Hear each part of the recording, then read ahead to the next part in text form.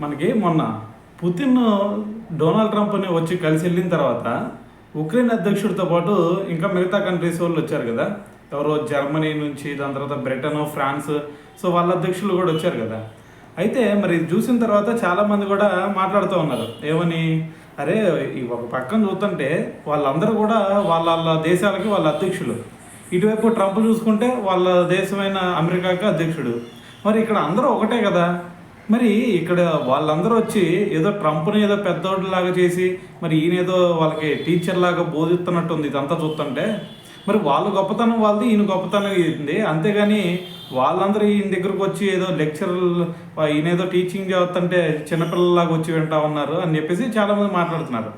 అయితే దాంతోపాటు మన ఇండియా అయినా సరే, చైనా అయినా సరే, ఈ రెండు కంట్రీస్ ఆడికి వెళ్ళి ఈ విధంగా జరిగిందని చెప్పేసి అలాగా ఆయన టీచింగ్ చేస్తూ ఉంటే కూర్చొని వింటారా? ఎట్టి పరిస్థితుల్లో విన్నారు కదా. ఎందుకంటే నరేంద్ర మోడీ గారు అసలు పట్టించుకోరు.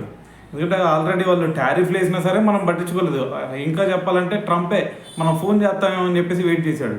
సో మరి మనమనే కాదు, చైనా కూడా అటువంటి సిచ్యువేషనే. సో వీళ్ళిద్దరూ ఎట్టి పరిస్థితుల్లో తగ్గేది ఉండదు. మన భారతదేశానికి హై వాల్యూ ఉంది. సో ఆ హై వాల్యూ అంతే కాపాడతారు వీళ్ళిద్దరైనా సరే.